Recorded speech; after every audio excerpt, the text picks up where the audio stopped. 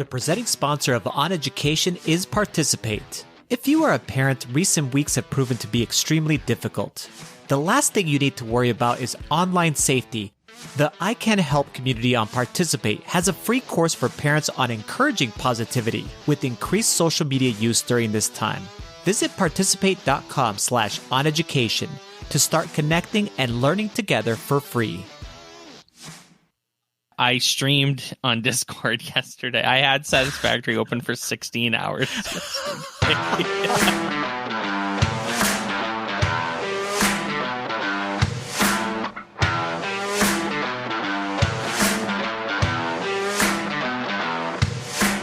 Welcome to On Education, part of the On Podcast Media Network. My name is Mike Washburn. And I'm Glen Irvin. Friends, we have an awesome pod for you today. We'll discuss what our classrooms could look like next fall, how video games are being used in virtual learning, and our guest this week is technology consultant and author Rob Dunlop. So, I'm pretty hooked. Yeah, you are. And I played Satisfactory yesterday, I decided to reorganize my entire main factory area. So people usually reorganize their homes. You're reorganizing. On Sundays, right? You Sunday used to do that, yeah. Day. Yeah, but you used to do that also in Farm Together. Yeah. You were like, I'm going to clean all this up and put everything where it actually belongs in its place. So you cleaned up your factories. How does that look? It first off, I also decided to kind of just leave it running.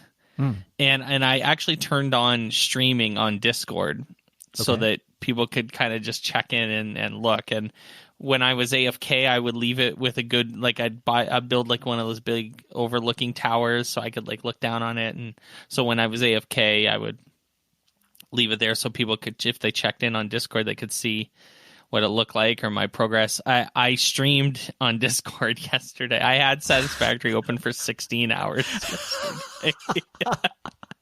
I bet there was a lot of progress though.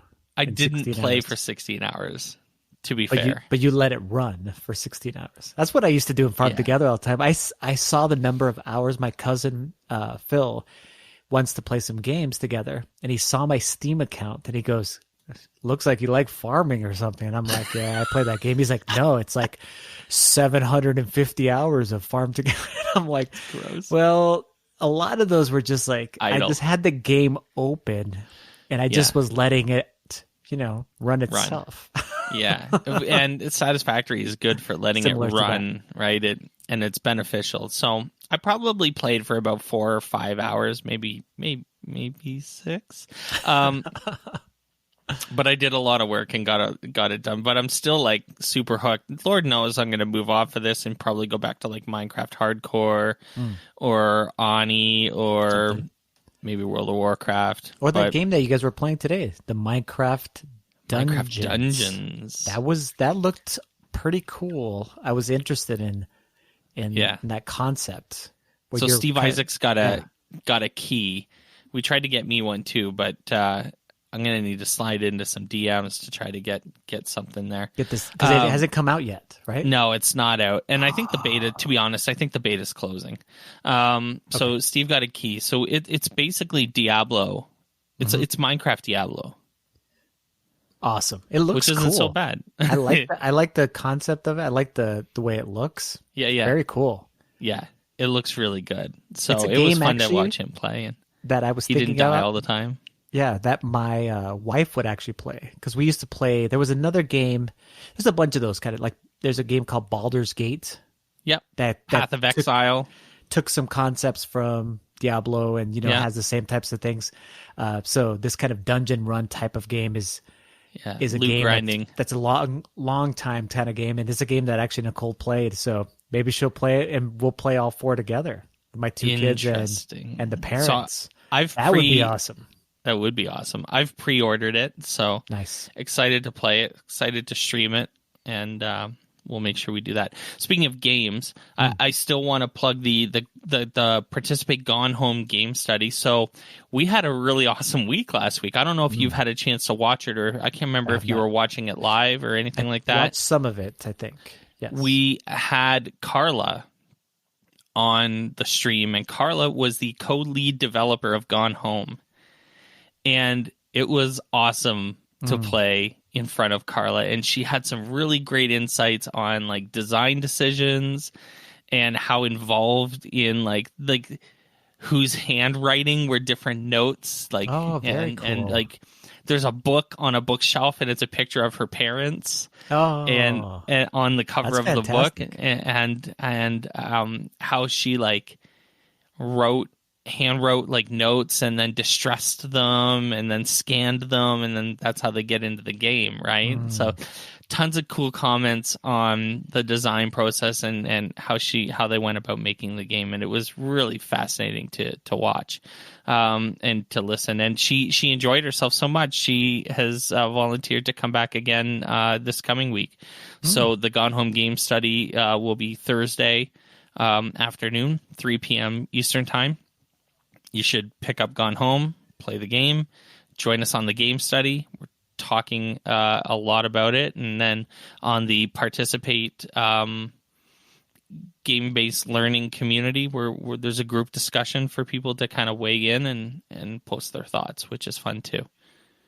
That's fantastic. You can go to participate.com/OnEducation, and you'll get to a cool landing page where you can go all over the platform, which is fun. I was thinking about too, Mike. I mean, I'm gonna skip around here a little bit, but I figure we're talking about video games. One of the things that I've heard, not only in my own school district, the schools that I work with, but just online and through EduTwitter, is this concept that we're 3, 4, some people even 5 weeks down the road of this distance learning thing. And we read some articles last week, talked about students basically going, as you described, AFK, which, I mean, if people don't play video games, they probably don't even know what you were talking about. Basically, the away from keyboard. And in this case, what I'm talking about is saying, I'm just checking out from this concept of virtual learning, distance learning. So we saw an article this week, or someone tagged us in an article about using video games in virtual learning. Now, this is a specific one, and we'll talk about the article in just a bit, but I was just thinking about this in general. As you are going through and talking about games like Minecraft, talking about things that have to do with creation as far as encoding and a variety of other things, I guess this is a great opportunity to, number one, not only just try these things out, but this is the perfect, not only the time, but because it's a virtual platform, talk about an awesome, engaging way of being able to now use these games. And you don't have to start from scratch either. That's the thing, is like some people, 8, 10, 12, 15, probably 15 years ago, even maybe even longer. I don't know what the timeline looks like as far as using games in education. And I'm talking about video games. I don't know what that timeline is like, but basically there's now this library of things that you can go ahead and check out, whether it be games like Minecraft or it would be other things like other commercial games like that Paul Dervasi used. Like this game, it wasn't meant, right, as a educational game. Gone Home wasn't. As far as the designer and the lead, those people that were talking to you about it wasn't meant for that, but it is very interesting. The game is. It's engaging, it's compelling, and it makes you want to go ahead and continue to search things out and learn more things. And then you can use those concepts in whatever it is that you are discussing as far as in class, whether it be in language arts, social studies, or whatever it might be.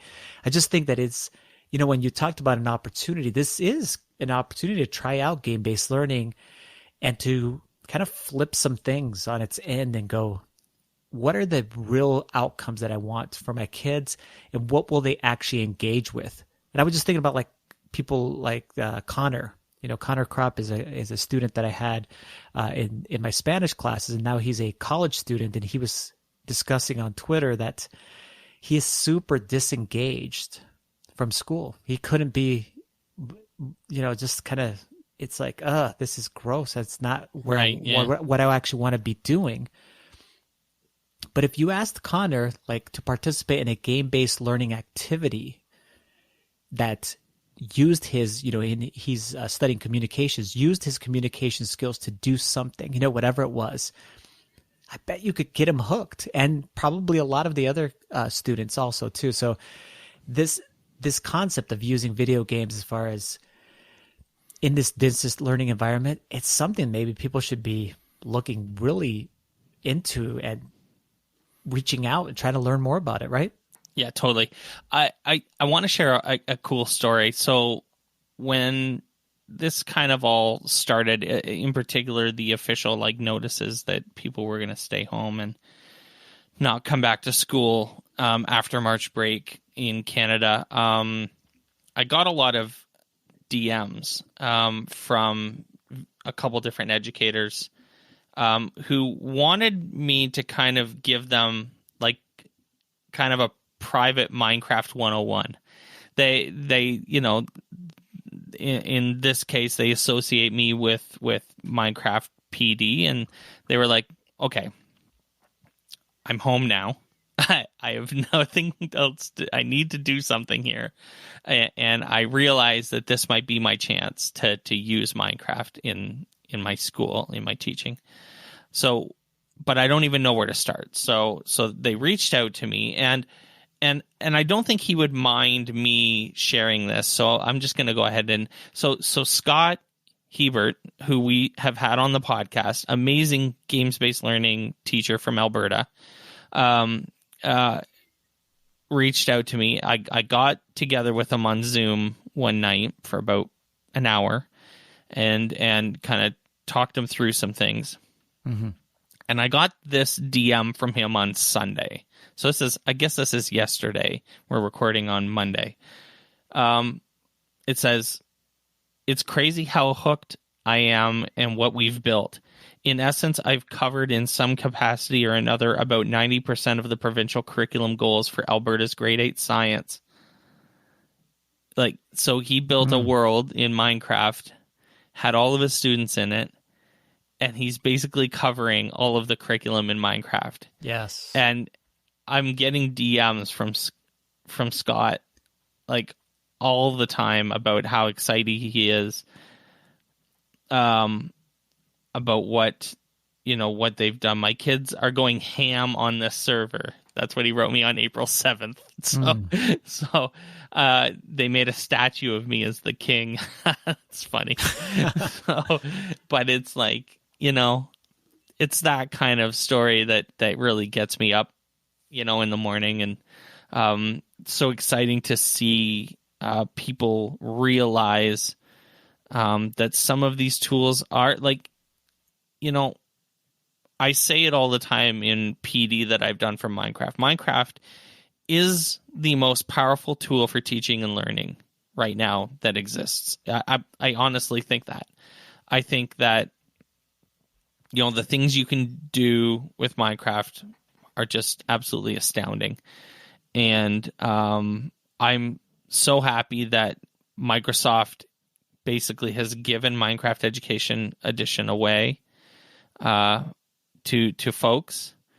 And I'm excited that they have the opportunity to use it in their classes and then connect through remote learning and all of this stuff. And there are other games that teachers are using as well. There's an article, we'll link it in the show notes, that talks about Roblox. It's not always, in my mind, the best tool for teaching for some specific reasons, but I know that some teachers have been using it.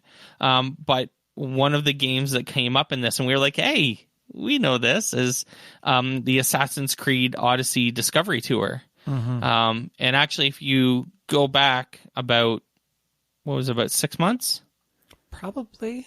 About maybe 6 months ago, we interviewed Maxime Durand, who was the lead game director for Discovery Tour. So that was a pretty cool interview, and it's a pretty cool product. It's really beautiful. Yes. It's gorgeous. This article basically describes a teacher who the high school students were going to go to on a trip to Greece and obviously can't anymore. And he decided, he's like, oh, we have Assassin's Creed Odyssey is based in Greece. And as we talked about in that interview with Maxime, and he described in full detail to us, they really intricately took tons and tons of photos and video to come up with the three-dimensional renders that end up being this these Greek cities. And they basically are the replicas of those places, except put into those time periods. And so he decided, hey, we're going to go and do virtual tours of ancient Greece in this game. And it's just fantastic. I mean, this is just one of many uses of, in this case, a game that was, there's an actual game, the Assassin's Creed thing, but this was a modded version of it where basically you can't go around and kill anybody. Right. You actually are discovering things. You can still interact with all of the characters, still do all the role-playing elements with it as far as those things, but not do the action adventure kind of thing, which could distract, obviously, from the learning, whatever you're trying to learn. So it's a fantastic version of that. And I know that people, I think that Maxime and the rest of his crew were inspired by teachers who were using the game to teach a variety of different content areas, whether it be language learning, history, of course, social studies, and so on and so forth, even language arts. So we love it when there's some examples of teachers doing some fantastic things, because then not only does it inspire people, but gives you that idea to shoot off of, to be able to say, hey, okay, this is what you did. Now I can go ahead and flip that and use this for this specific outcome, as Scott was describing to you, which is just fantastic. Yeah, it's so cool. So,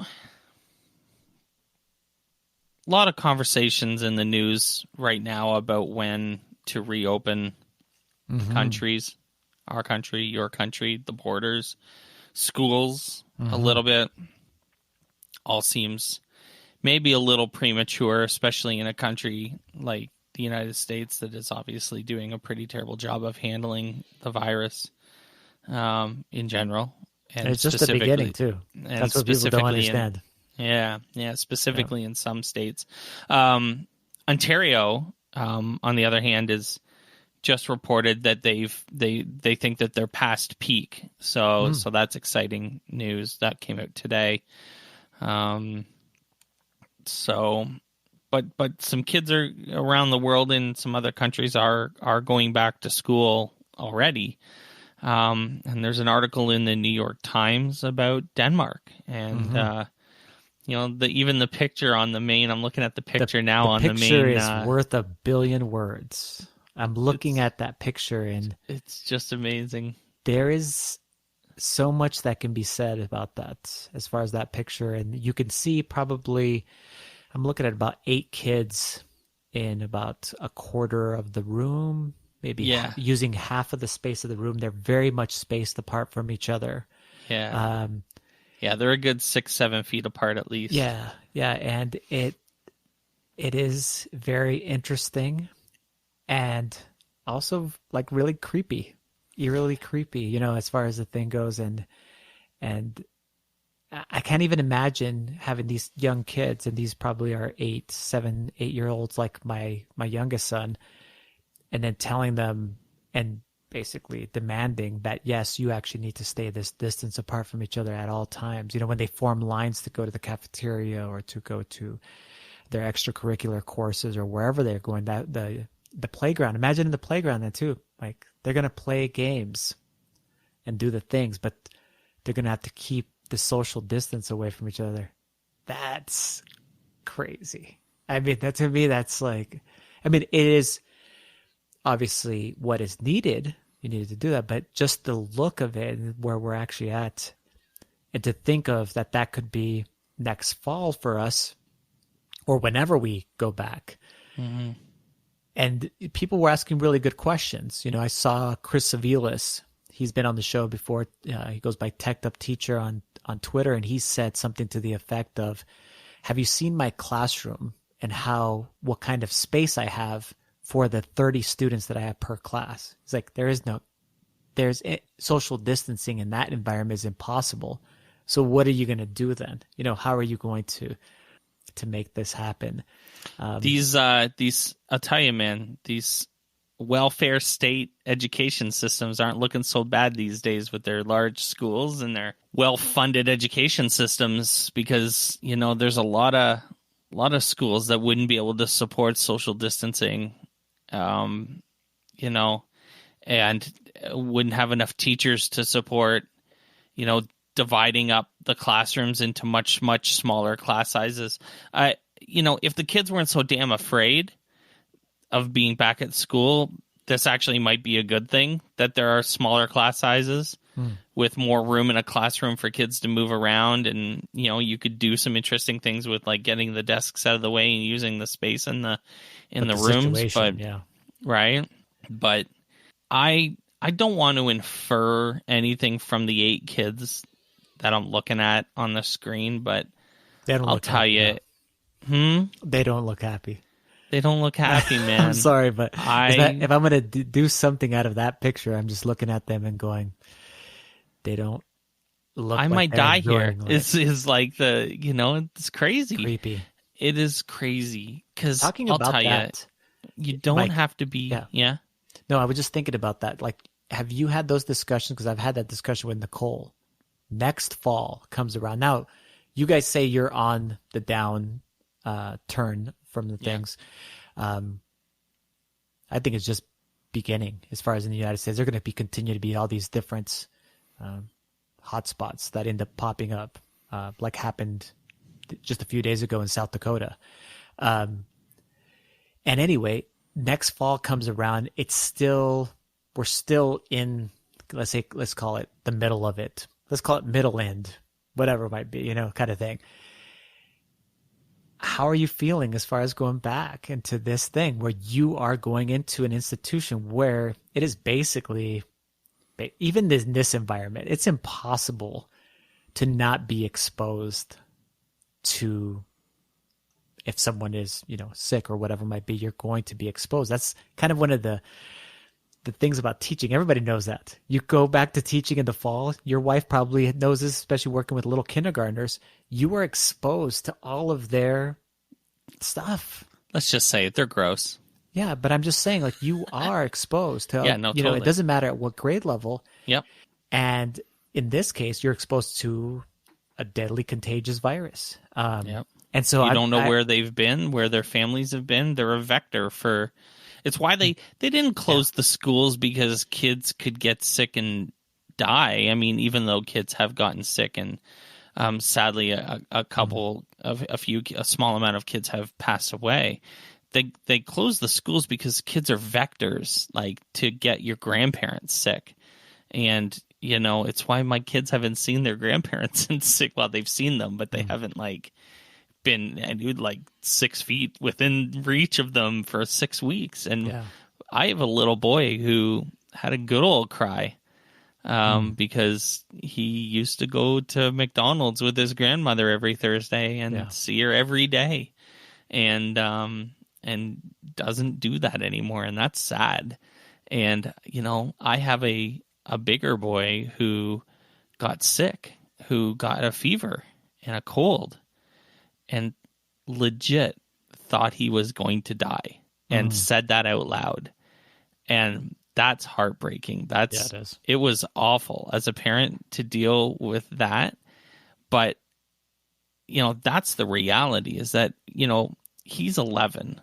And I think that even Jacob understands that we're home. Like, in Jacob's 4, they both understand very clearly that there's, something bad is going on. Like Jacob knows that people are getting sick, and that because people are getting sick, everyone needs to stay at home.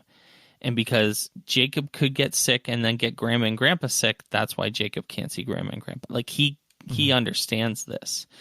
And Isaac understands it even more, in the sense that he understands that people are dying, and how easy it is for people to get sick. And so it was like a moment that, like, it didn't just scare him, it scared me, that he thought of that and thought that way. He was like, am I gonna die? And I'm like, oh my God, it was rough. And so, putting it in the context of this, it's like these kids are at school and all of them are aware of what's going on and why it's going on. I think it's crazy to have schools open when the kids think that they could die because of it, because they and we know that that's probably not going to happen. But this isn't about what, like, this time is not going to be defined by what our kids learned and didn't learn. It's going to be defined by how our kids felt and the mental health impact of this time. That's the legacy of this for our kids. We'll figure out how to teach them later. We'll figure out how to catch them up. We'll do what we always did in September, August, whatever, whenever you come back. You're going to sit down with each student and you're going to set benchmarks for what you think, where you think they're at. And then you're going to make a plan.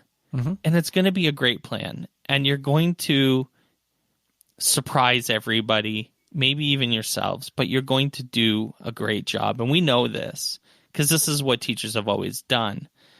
But what you can't, like, you have this opportunity to control how their mind is and their emotions, and that's the legacy of this. And I think that this, having kids back at school this early, could be scarring. So I'm really interested in seeing how all this plays out, and it's scary. And so I don't know what to say other than I think that it's a bad decision to put anyone back in a school right now. Yeah, no, and I was just thinking, as far as when next fall comes around, us as the educators. I mean, of course, the kids. Yeah. But I'm thinking about the educators. What are we going to do? I mean, just like Corey Graham asked, are you comfortable, will you be comfortable going back or whatever it might be? It's like, well, it depends on what's happening, as far as during that time, like, where are we at with all of this? But if it's still uncertain, and I'm having a pretty good feeling that it's going to still be uncertain, at least in the United States. You think?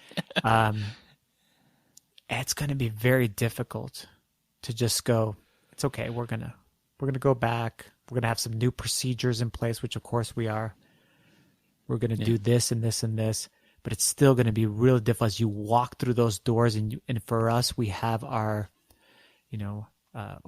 basically a small city, a small town, 2,500 students, all in one building in one location, all pouring in at the same time. That's going to be tough. I mean, that concept of potentially being exposed to whatever it is, as far as to be exposed, it's still a ways away, but it's a conversation that's currently happening, and it should be interesting to see what happens. I mean, it would be great if we are on the way downturn and everything is kind of in the back mirror and we're, rear view mirror, sorry. And we're like, yes, we're moving forward. It's been contained. We have, God, I mean, it's a pipe dream to say we're going to have a vaccine or something like that. But, those kinds of things, I don't know. That's super uncertain. Super uncertain. We will wait and see. We'll link the article in the show notes. Hey, Chat on Education. We should actually plug this. Yeah. Chat on Education live this Friday on Twitch, twitch.tv/inside participate. You will be hearing this podcast before Friday night, 8 o'clock, twitch.tv/inside participate. Go there, follow us now. Click that little heart button above the screen. You'll get a notification when we go live. 8 o'clock, we're going to talk about this. Guaranteed. You could throw your comments in the chat. This is the part we love. It's going to be really cool because you can go ahead and ask us questions, whether it be on Twitter or on Twitch, obviously. And then we'll be able to interact instead of it just being kind of a, just the chat inside of, the virtual space of Twitter. You actually get to you hear our responses, our live, kind of commentary or whatever it might be about whatever topics. We're going to have some questions, obviously, but whatever other types of things you guys want to bring up or commentary or want us to react to whatever, we will do that. And the whole team's going to be there. So we've opened the invitation for the chat on Twitch to anyone on the team that's available that night. So some nights we'll have maybe 2 people. Some nights we may have, we'll wait and see. We're adding people. So, if I do a count on my perfect scenario for the future, in a couple weeks from now, the OnEducation team will be like 6 or 7 people. And that's crazy. That's awesome. a party. So, so stay tuned for that. Please join us. Chat on Education live on twitch.tv/inside. Participate 8:00 on Friday. When we come back, our interview with educator, technology consultant, and author Rob Dunlop, a fellow Canadian. Stay with us. OnEducation is brought to you by GoGuardian. GoGuardian helps thousands of K-12 school districts maximize the learning potential of every student by providing solutions that help enable productive and safe digital learning.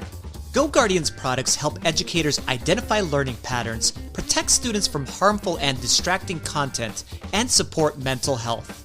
To support schools during their remote learning transition, GoGuardian is offering free access to their entire product suite until the end of the school year. To learn more about GoGuardian and download free resources about remote learning, visit GoGuardian.com.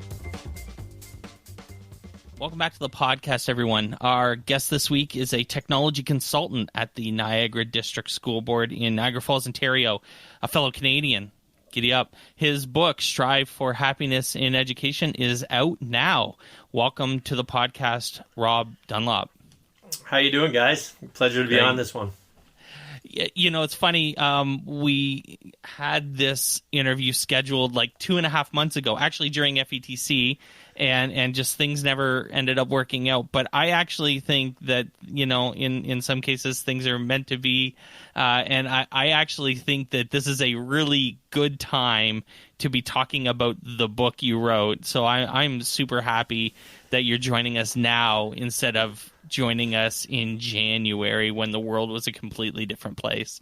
So this is great. Why don't you go ahead and tell us all a little bit more about yourself, a bit of your path through education that led to you speaking with us today.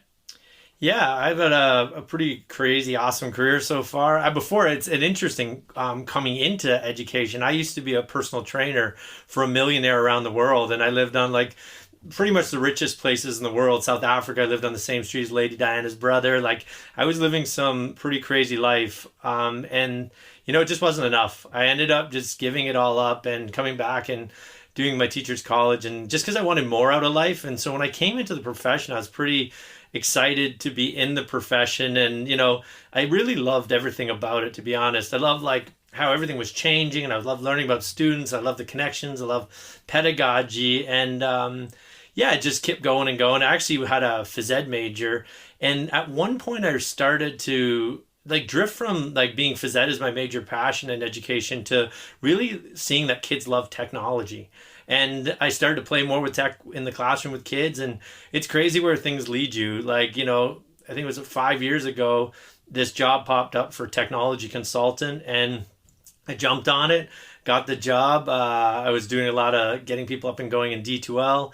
That went really, really well. And now there's 3 of us in our board, which are tech consultants, and we support around 35,000 students on everything from coding to Google to D2L and all these different types of technology. And it's a super amazing job. I just get to work with educators every day. And I absolutely love it. This time has been crazy though. When you're a technology consultant during remote learning, it is intense. I averaged in the first week, I think I was 1,500 emails in 7 days. And now I'm currently averaging out over the course of since March break, just over 100 emails a day. And on top of all the virtual meetings and creating tutorials and widgets and everything. So it is, it's been crazy, but you know what? I love it. It's great to, have a skill set that can help people, and definitely it's coming into play right now.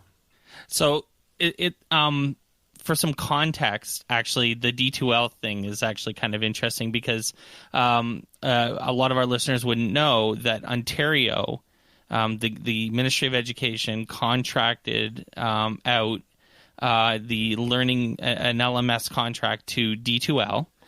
So Brightspace is now like the official learning management system for the whole province, but no one had really done anything with it yet, or at least not it was spotty at best, let's just say, across the province. It was some districts doing a little bit better than others, but now it's everyone has to use it and figure it out. So how has it been with, you said building widgets, so that must mean you're spending a lot of time in Brightspace, I imagine, right? Yeah, we're actually very fortunate, though.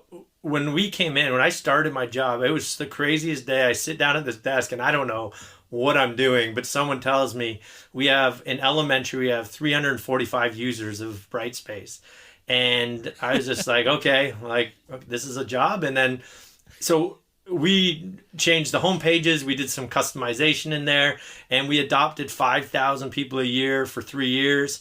I think last year we had 17,000 coming in elementary alone, plus all of our secondary. So we're up in the 33,000 range. And this year, currently, I think we're 35,000 out of 37,000 students are in it. So we had a real head start because we were using it. We were actually one of those districts that got it up and going. We actually received the D2L Award of Excellence for our adoption throughout those 3-4 years. So no, it's that part's been great. It's now everyone's trying to do all these advanced things inside of it. They're trying to do feedback discussions, using Activity Feed, all sorts of things, the portfolio tools. So yeah, no, it's they're coming at you from every single angle. And you think you're ready. We had all these tutorials lined up.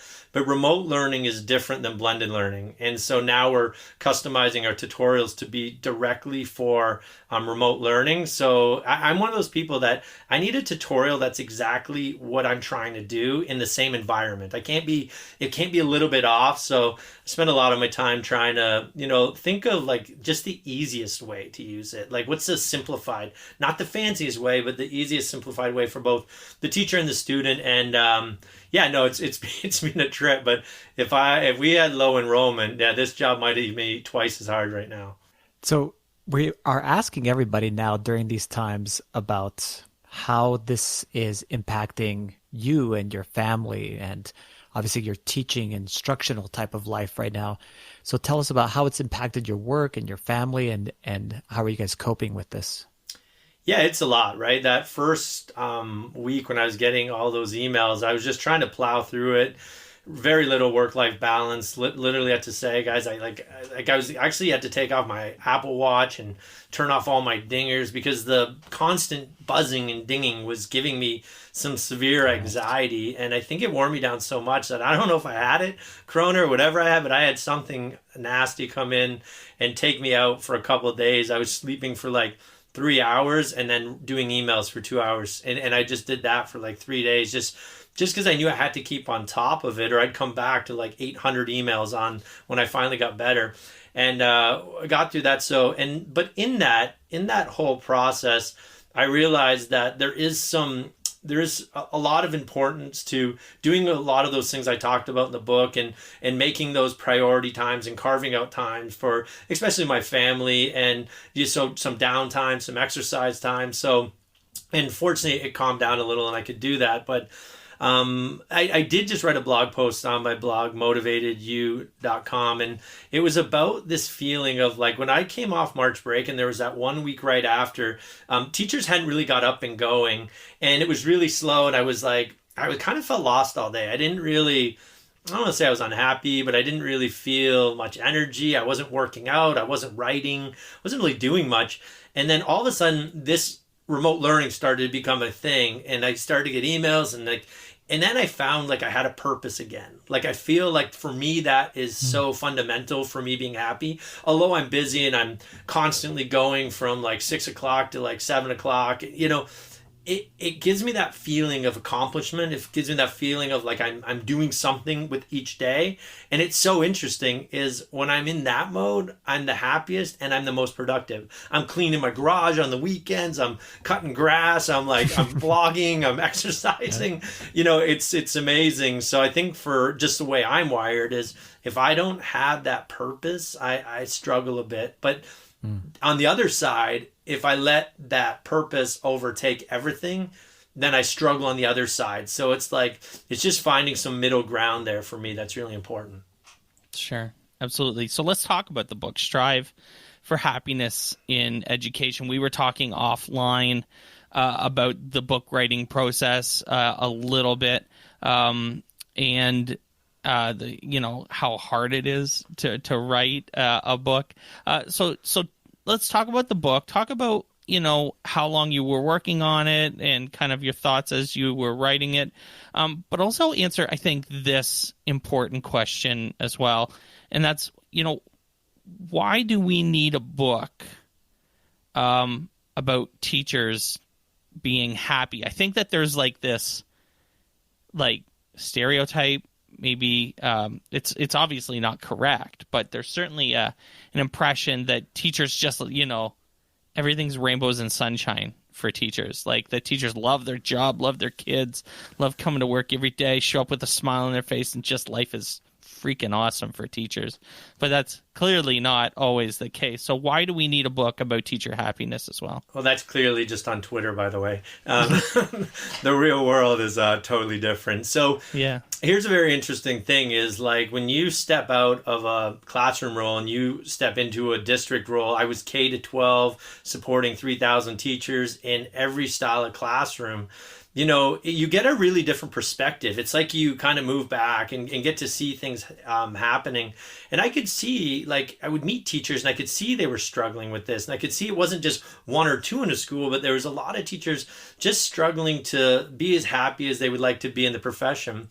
But that's not really where it actually came from. A couple of things happened for me. Number one was I was struggling myself really hard. There was a point where I was really upset at actually two occasions in my career, which I was really frustrated and upset. One led to me basically saying I was removing myself from my role completely and going back to the classroom. And then the other one was I had said I was just done. I was just I was going to go work tech at corporately basically for I was thinking D2L. And everything was kind of going in that direction at one point, and I was just so frustrated with education. And I was one signature away from leaving education completely, 100%. And I started to look at my life and look at what I wanted out of life and look at what I wanted to be and how much I loved education. And I was really, really upset and trying to get my head around this. And my wife gave me this book by Sean Acor called Before Happiness. And in this book, he talks about, I remember reading it right before I went to bed one night, and he talks about the idea of having being able to see multiple realities of the exact same situation. And it was I didn't get what that was saying. My reality was life was sucking. I was angry. I wanted out. But I remember waking up the next morning, and I have this routine when I wake up, I open my curtains and look out my back window. And this morning, my eyes welled completely shut with tears, and I was a mess. And then I felt this strange, overflowing amount of gratitude. And it's because for 3 months, 4 months, something had happened, and it's irrelevant what happened, but something happened that made me so mad that I could only see negative. I could only see that I'd been done wrong, that I should never have left the classroom, and blah, blah, blah. And was my brain. I was spreading toxicity. I was saying it to anyone that would listen. I was just this really negative person, and I couldn't see anything positive. Well, that morning, we're looking out the window. All of a sudden, I could see the friendships I'd created, the skills I was developing, all of these different ideas were coming into my mind, and I was becoming an entirely different person that I was enjoying. And I was just like, and I remember that day saying, that's it. It's all about perspective. It's all about what you choose to focus on and how you choose to live that. And I tell you, since that day, I have been able to choose the reality that will lead to the best outcome for me. So when something bad happens, what I realize is it's every decision I make once that happens that will set my course. So something bad can happen and it's bad, but it's what choices am I going to make for the next couple weeks are going to define how happy or unhappy I am. And it works all the time. And it's not to say sometimes bad things happen and I don't get upset. No, I get upset. But then eventually I calmed down enough to be able to look at the real reality. And the real reality was I had a great job. I had tons of amazing teachers I worked with all day. I was developing skills. I did enjoy what I was doing. I was just focused on one piece that I wasn't happy with. And that was really a game changer for me. The book was actually born, though, in the weirdest way. Like, I don't even know if it's not even good advertising saying this to you, but I'd never read a book before I wrote one. So, like, I'm a strange duck. Because I just was never a reader. Like, it just wasn't my thing.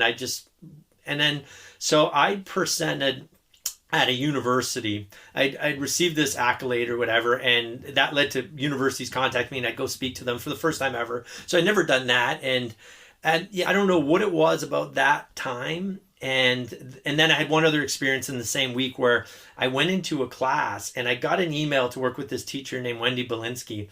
And by the email, I thought she was like 22, like in the emoticons, like exclamation marks, the passion. So I walk into this school and I walk in this classroom and I turn around and I look at, and they give me a room number. I look in the room number and I see this lady and I go, hey, you have any idea where I can find Wendy Belinsky? And she goes, I'm Wendy Belinsky. And I'm in my head, I'm thinking, no, you're not, because you're like 30 years into education. She's so close, like she's right at the end of the career. And I said, this can't be the same person I'm looking for. And it was easily the most inspirational hour of my career, for sure. I remember leaving my that parking lot that day, taking my hand off the steering wheel and saying, that right there, that's what I want to be. And I was, at that point, I was really enamored and inspired by her passion and her motivation.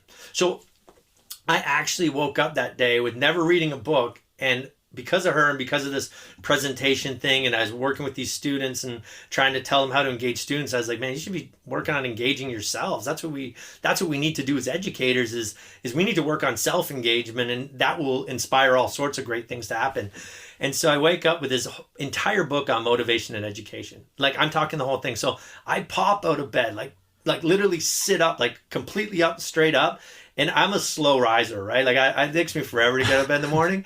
And I run down the stairs at like before 5 o'clock, and I'm on my computer, and my wife comes down like 45 minutes, and I still say, honey, what was that? Like, what took you so long to come down? Like, it looked like the house was on fire the way I ran out of the room. But when she comes down, she goes, what are you going to do? And I said, I'm going to write a book. And she goes, Rob, you've never read a book. And I said, I know. Super hard to explain, honey, but I've got this entire book on motivation education in my head. She looks at my screen, 18 chapters laid out, point form, main ideas. The whole doc was full. Wow. And she says, wow, how are you going to do this? And at the time I was weighing in at I'm a big guy. I'm like 6'4", but I was weighing in at 265, really heavy, not in shape. And I wasn't exercising. I really was struggling with motivation in the evenings. I have young kids, they don't sleep a lot. But 7 o'clock rolls around, I get them to bed and I just fall on the couch and watch Netflix. I wasn't really in a great spot in the evenings, like in terms of being motivated or inspired. And so I come back from work and she goes, so how are you going to write this book? And I said, I'm going to exercise. And she goes, what's wrong with you? Like, now you're going to exercise and write a book? You haven't done that for like 4 years. And I said, sounds weird, but I think I need to get the blood pumping and moving. So I started writing that book, and I exercised every night for 4 months. I wrote the book in 4 months. Wow. And I lost all sorts of balance. My wife was mad at me. Like, my friends stopped talking to me because that's all I could think about with this book. I was just one track minded on this thing. And then the most interesting thing happened to me is I was actually doing my first ever spotlight on at Connect. And it was the day before, and I'd submitted my book to a publisher in education, like the most popular publisher in education, like educator publisher. And I was super excited. I had this book. I thought I just thought, oh, we're gonna get published. And then I was walking, like it was literally, I think, like maybe 20 hours before I actually took the stage at Connect, and I get the phone call that we're not picking your book up. And I was a wreck. Damn. I turned around the corner. My sister was there. My eyes are full of tears. I was like, I gotta get out of here. So I go. They actually gave me a hotel. So I go to the hotel, and it overlooks the Niagara Falls. Like, it is the craziest view of the Niagara Falls. And I'm standing there almost crying, looking out this window. And then I thought to myself, I just started laughing. I was like, man, I got some third world problems. My book didn't get published, poor me. And I'm in this fancy hotel room. I'm about to speak in front of all these people and talk about my passion. And I have a big jacuzzi tub behind me. So I was like, the weirdest thing is I dumped some bubbles in it and jumped in it. And I just was like, that was a moment for me where I was like, I just need to start appreciating things. It's not about the expectations I have in life. And Tony Robbins talks about this. It's about the appreciation of what's going on. So I did that presentation. It went relatively well. And then I realized something. I wrote the book on the wrong topic, and I actually said it at the end of my spotlight presentation out of nowhere. It wasn't planned. I said, I realized I wrote the book on the wrong topic. I wrote a book on motivation education. What I realized is I should have wrote the book on happiness and education. And I said, I can't wait to get back at this thing. And so then the reason why, because I started reading in this process after I realized, after that 4 months, when they took about 6-7 months for them to get back to me, I started actually saying, well, maybe I should be. And so I didn't actually read. I started listening to audiobooks and listening to people like Sean Acor and all these people. I took a pivot from motivation to starting to read more about being happy. And I realized that it wasn't Wendy Belinsky's motivation that got me so good. It was the fact of how happy she was, how much she loved kids, how much she loved learning, how much she loved pedagogy, how much she loved coming to work. And I was like, that is my new goal. So everyone thought I was crazy. I took my first book. It was 180 pages. I just put it to the side. I wrote it off as practice. I just said, I'm not publishing that one. And started from scratch and started to say, my favorite author is Spencer Johnson. He wrote Who Moved My Cheese and Peaks and Valleys. And it took him 18 years to write one and 19 years to write the other. And they said, well, why? Why did it take so long to write a 100-page book? He says, because I was living it. I wanted to live it so it had truth. And so when I decided to write this book, I decided to honor my wife, honor my family, honor my friends, and take my time and honor the people who are going to read the book and make it a thing that whether it took me a year, whether it took me 5 years, whether it took me 20 years, I was just going to write this book at my own pace. I'm not writing the book to be anything. I don't need money. I don't want lights and cameras.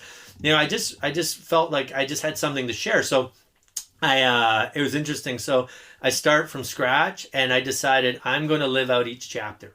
So say I wrote a chapter on self-care. I would for 3, 4, and 5 months. Wasn't planned. I would just practice every piece of self-care I could find, read any book, find any blog, look for anything I could find. Then I'd be like, oh, I'm doing gratitude now. And when I wrote gratitude, and then when I felt that I had a good handle on it, and I have a board behind me where I just would write everything, and I felt like I had enough ideas that would really captured it. And then I was meeting with teachers too, so I was trying to figure out what they were doing, and I was interviewing people. And so once I found that I was ready, I would write that chapter and it would just flow out. It was just because I was living it. It wasn't hard to write. The hard part was learning about it and delving completely into it. But the most interesting part was the transformation that was happening to me while writing every chapter. If this book never sold one copy, it wouldn't matter to me, to be honest, because it's changed me in so many ways, the writing process. And I understand myself better now. I understand what makes me tick. There's things in that book that I don't practice because they don't work for me, but they work for other people.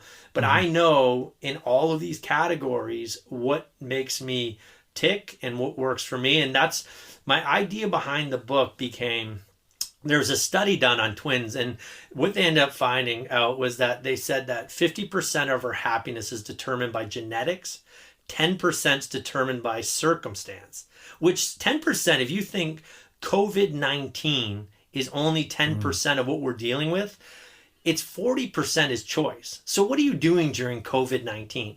What are the choices you're making while at home? What are the choices are you making? Are you doing things that make you happy, or are you focusing on things that make you upset? What kind of media are you absorbing during this time? Are you looking for positive media? Are you looking for positive people to surround yourself? Or are you delving into the news every night? Or are you watching things on Netflix like Pandemic or whatever these movies they have are? Like there's so many. I look at the searches all the time, like the most like trending in Twitter, and these are decisions we make every single day. There's hundreds and hundreds of decisions we're making. So now I truly believe it's 10%. No matter what happens to me, my belief is the next 40% is on me, and how unhappy I am is really dependent on that. Is that 10% hard to deal with? For sure. Is this really tough to deal with? For sure. But are people able to maintain their happiness levels throughout this? 100%. Right? So yeah, I just get into doing all that. So yeah, crazy journey. Yeah, that's insane. And I was just thinking about when you were describing kind of how close you were to just teacher burnout. You were describing that, just saying, hey, I'm frustrated with all of these things that are in education. And I think a lot of educators feel that under normal circumstances in February and in March, the year gets really long and there's standardized testing and all of these pressures kind of come on them. But during these times, this specific thing, the shift to distance learning and the expectations that they have on them, I think a lot of teachers are feeling that, like, is this the profession for me? But there's a concept you mentioned inside of your book. It's Ikigai. I think it's a Japanese concept. Yeah, it's Ikigai, Yeah, Ikigai, a reason for being, the intersection between passion, mission, profession, and vocation. And I looked at that chart that you had inside of your book there, and I'm like, and the question that you ask, isn't teaching the most amazing intersection between all of these things, or can't it actually be the most amazing intersection between all of these things? So tell us more about that, because I was like, that's kind of on that trend line of what you're talking about as far as seeing things that are positive, what you're good at, what the world needs, what you can be paid for, and what you love to do. It's pretty damn, I mean, that sounds like teaching to me. Yeah, and so just to give you an overview, and I'll tackle that one. STRIVE actually stands as an acronym, right? So it stands for students, team, routines, innovate, viability, and extraordinary. So the student part really focuses on, like, how do you keep the students as your reason for being? How do you keep them at the center, the focus, the purpose of what you're going to school for? I think we shift, and Simon Sinek has that great TED talk where he talks about starting with your why and then working your way to the how and what. I think in education, over time, we just become so what focused, what technology, what expectations, what standardized tests, what this, what that, and we lose sight of why we actually started teaching, right? And when you look at Ikigai, it's a really interesting thing. Like, it's really a westernized version, to be honest, but like, there's four main subcategories. One is basically, well, here they go like this. They're like, find something that you get paid for and something that the world needs. Those are two of them. I say all the time, we got that in education. We're getting paid to do this, and we're probably doing what the world needs the most. The other two are what you love to do and what you're good at doing. So I believe as educators, it's our responsibility to maintain our focus on students, but really work on how do we be good at what we do and how do we continue to love what we do. And that's why I think the focus on happiness is so important, right? We just need, like I write on the front of my book, it says, I have it right here, I forget exactly the wording, but it says, there's nothing more powerful than the educator who loves coming to school every day. And I truly believe that sums up what my book's about. I don't think there is. I think every educator, if you were to say, hey, let's make a list of your favorite teacher of all time, and I put that quote on there, it's getting 99% of check marks, because that's what makes teachers really powerful. It's like, if you love it, if you're passionate about it, you're going to do it at a higher level. You're going to come in and you're going to take it by storm. I'm actually seeing a very interesting thing in my board right now. Like, I'm sure I'm not seeing all of the burnout that's occurring too, but I'm also seeing a lot of people reconnecting with their passion, missing their students and, wanting to be with them, and then connecting to new learning. And that is driving them. I feel like there's, like, with the people I'm dealing with, there's an excitement around pushing themselves to be a little bit better. I think sometimes in education, it's easy to slip into the feeling of like complacency and just doing what you did last year and just letting that roll over. But we don't really realize the impact that's going to have on us overall, right? So the I in Strive stands for innovate. And it's basically, how do you keep changing what you're doing? When I like research and talk to teachers and run workshops on this, it's the ones that report to me to be the happiest. They're always lifelong learners. They're always looking to push the envelope. They're learning tech. They're learning like new ways to differentiate. They're constantly learning because, you know, Tony Robbins says progress is happiness, and I totally believe that. It's if you during COVID-19 you just watch Netflix for like 6 months of your life, I don't think you're going to be overly happy. Like I don't think you're going to feel like, oh, I feel so relaxed or rejuvenated. No, progress is happiness. Like if you pick up a skill or learn something new or do something kind for people, that is how to tap into happiness. And, you know, when we kind of talked about self-care, and I believe that it's not this really passive state all the time. It's not like, oh, I just need to, you know, just veg out. And, you know, when I was vegging out for years on end, I was really unhappy with what was happening in my life. Like I didn't feel good about the way I looked. I didn't feel good about the way I felt, what I was getting accomplished. So I think when we talk about self-care, we need to look at it as rejuvenation. What are we doing to rejuvenate so that gives us energy? And I think when we really look at it, we get energy when we find the right level of like engagement in something. When I write the book, we were talking about like the writing process and how tough it is. But for me, the thing I was looking most forward to when I was writing was the concept of connecting with this idea of flow.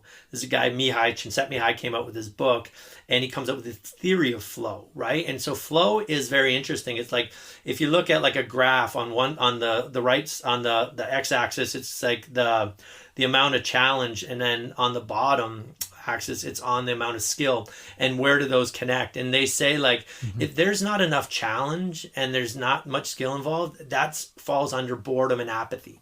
And they put TV watching under there. And I'm not opposed to watching TV. Don't get me wrong. Like there's times, like for sure, I think it's great, right? For me, I just like to veg out once in a while. But like when we look at that idea of flow, it's if you can set the challenge high enough and meet it with some skill, it's characterized by the time flying by. So, and when I actually run a lot, I actually do classes with kids all the time.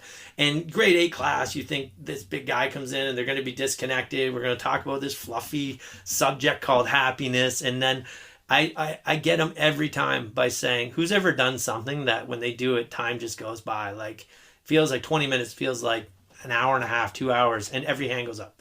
And then they tell me about sports or video games or reading or whatever it is they're doing. And that's what I look forward to in writing. That was on the habit cycle. The reward I was getting is so many nights during my writing process, I would come downstairs and I'd like stare at my computer and I'd like clean up my desk and I'd like clean off my keys on my computer.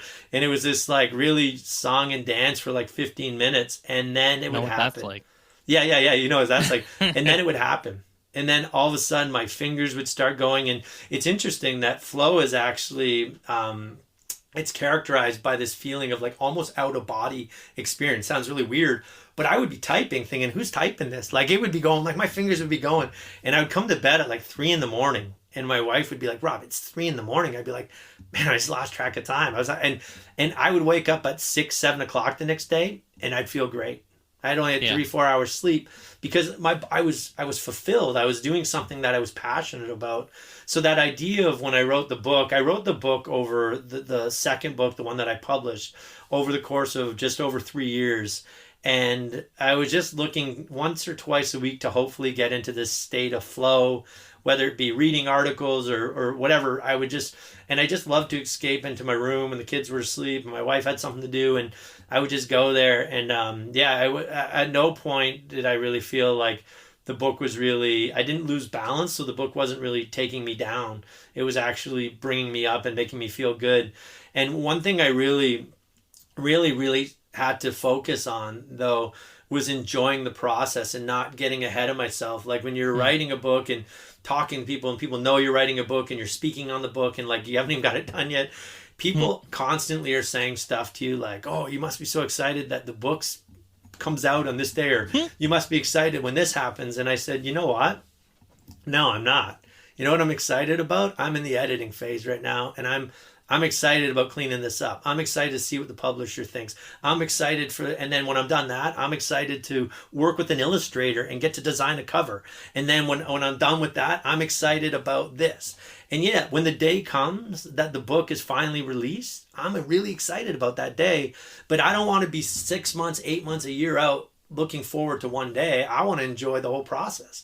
So at no point did I just want it to be like, get the book out and see how many copies it sells, because it's so interesting is that's expectations, right? And I try to remove myself from getting caught up in that world. I don't check my Amazon sales. I'm not sitting online wondering how many followers I have. I'm not setting goals like, oh, I've just passed 5,000 or whatever. I don't even know how many I have, to be honest. I probably don't have that many. But like, because I'm just focused on trying to stay in the moment, in the present, focused on appreciating everything that's going on. And man, I'll tell you something though, writing a book though, it's awesome, because what it gives you is, once it's out and it's all done, there's a big weight off your shoulders. You're like, you get this feeling of accomplishment. But the coolest part is if you can train your brain to focus on those little moments, because there's a lot of them.